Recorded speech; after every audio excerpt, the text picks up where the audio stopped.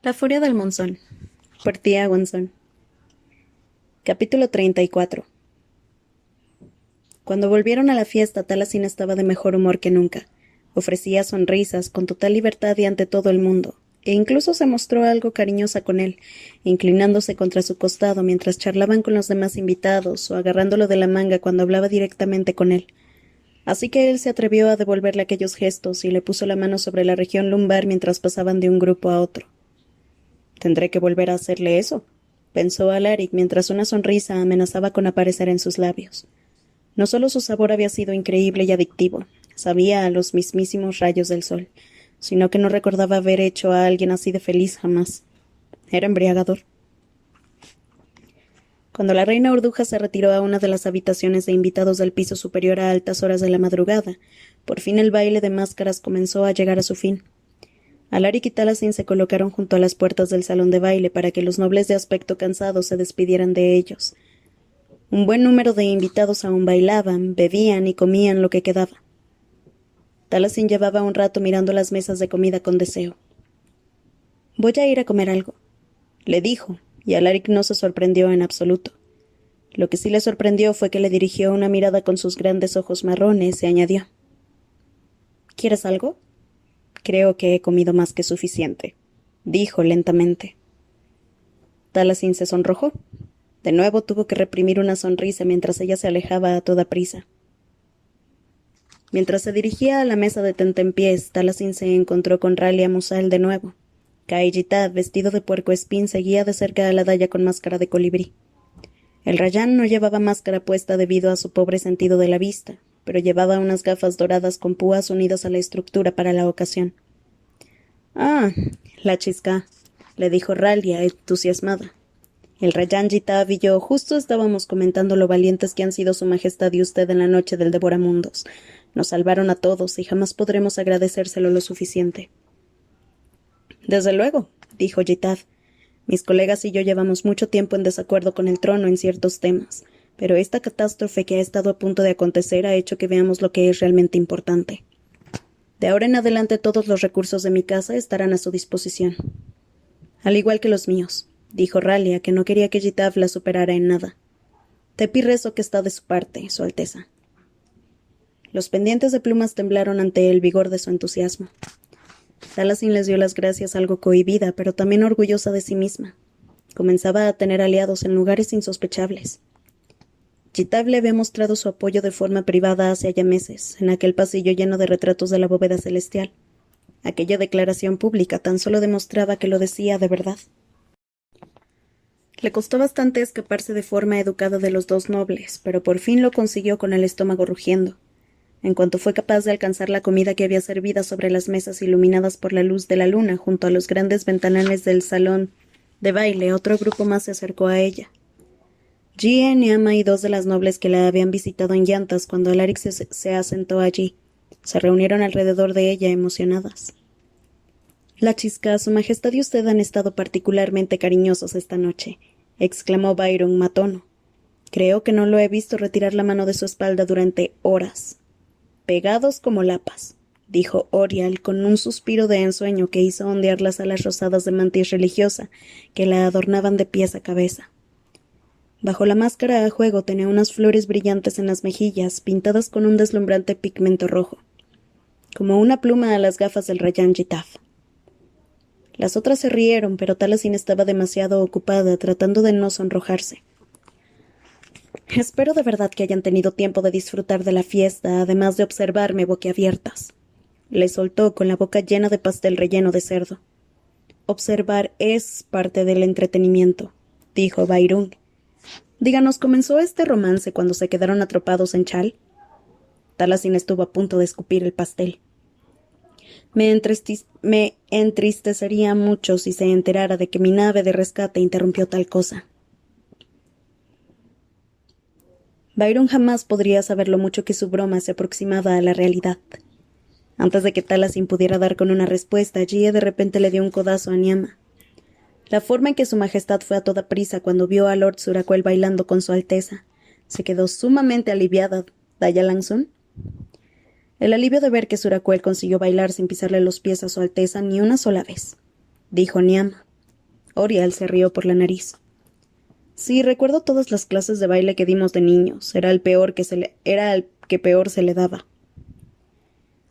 Mientras que las demás se divertían, Niama tiró a Talasin de forma extraña. Talasin no estaba segura de si esa mirada era porque Niama sentía algo por Suracuel o porque ella no debía sentir nada por Alaric. Talasin se percató de lo que acababa de pensar. No puedo sentir nada por él. Había atracción entre ambos, eso era todo. Eso era todo lo que podría hacer, especialmente ahora que Vela le había encomendado su nueva misión, una que haría que la continuación secreta de la guerra de los huracanes se aproximara a su fin. En ese momento se reflejó un parpadeo casi imperceptible en los trajes de los nobles, una lluvia de pequeñas sombras que bloqueaban la luz de la luna. Talasin se giró hacia las ventanas con el ceño fruncido, confundida. El príncipe Elagby y el rayán Wempuk se habían aproximado a él después de que Talasin se marchara de su lado. Alaric no podía mirar del todo a su suegro a los ojos, teniendo en cuenta lo que había hecho con su hija hace unas horas.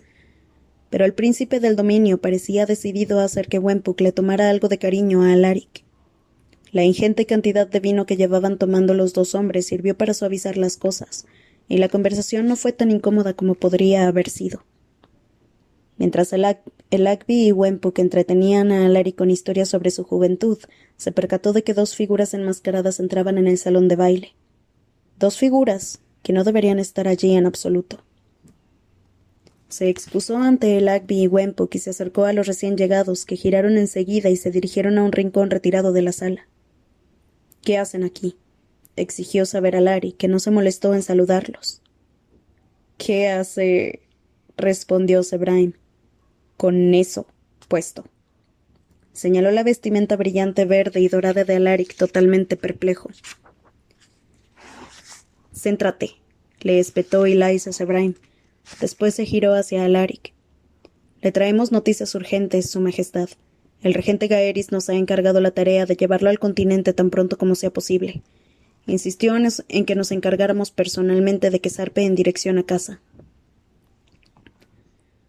Gaeris podría haber convocado a Alaric al espacio intermedio y los legionarios lo sabían perfectamente.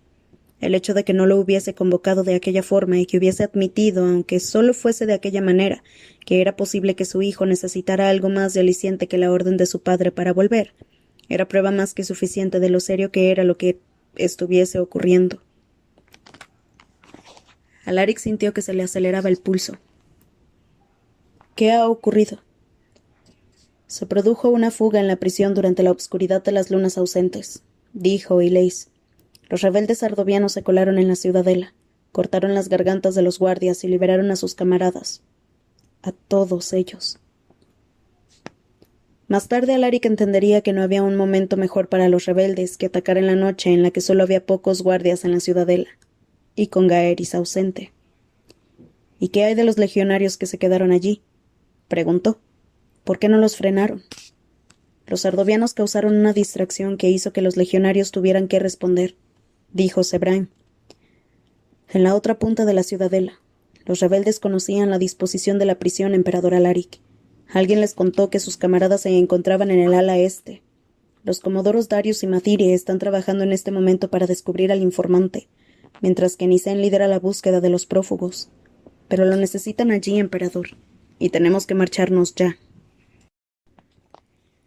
Alaric pensó algo aletargado que lo bueno de aquella nueva orden era que no tendría que llevar a Talasin ante su padre.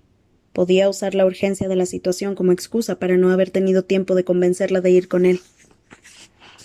Díganle a la tripulación de la chalupa que se preparen para zarpar, le ordenó Alaric a sus dos legionarios, y haga llegar un mensaje a mi nave de tormenta para que estén preparados. Los veré en el muelle. Dejen primero que me despida de mi... de la emperatriz de la noche. Sebraim le dirigió un saludo. —De acuerdo, su reluciente majestad. De inmediato, mi brillante maestro. Tengo una orden más, Ilais. Alaric señaló con la cabeza a Sebraim. A este puedes lanzarlo al océano. Después de que Ilais se llevase a Sebraim a rastras mientras se reía a carcajadas, Alaric buscó con la mirada hasta dar con Talasin. Sus amigas y ella estaban reunidas junto a la mesa de tentempiés. Tras ella se veía un movimiento parpadeante contra las ventanas bañadas por la luz de la luna que daban al mar, unas piedrecitas que caían del cielo. ¿Una granizada? ¿En Enavar? ¡Qué extraño! Alaric entrecerró los ojos. Las piedrecitas aumentaron de tamaño. No caían del cielo, sino que alguien a quien no lograba verlas lanzaba en dirección a las ventanas. Eran todas uniformemente redondas en los lados y de forma cónica en la base. Caracolas. Alaric echó a correr hacia las mesas. Taliesin y sus amigas estaban demasiado cerca de las ventanas, demasiado lejos de donde se encontraba él. No llegaría a tiempo. Las caracolas de cerámica acertaron en su objetivo y la grandísima sala se estremeció con un sinfín de explosiones, cuando todos los ventanales se desintegraron por completo y los trocitos de cristal cayeron sobre los invitados. Una emboscada no era nada nuevo para la Legión Forjasombras. Años y años de entrenamiento y la larga guerra con Sardovia habían hecho que Alaric supiera cómo lidiar con una crisis como aquella. Pero en ese momento toda lógica parecía haberlo abandonado.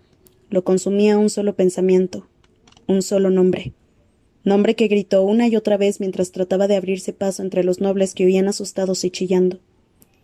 Unas figuras treparon por las ventanas rotas y dispararon con ballestas al techo y las paredes. Las grandísimas lámparas de techo cayeron con un estruendo y se apagaron, lo cual dejó el salón de baile sumido en la obscuridad. Pero Alaric ignoró todo aquel caos, ya que solo pensaba en alcanzar a Taliesin.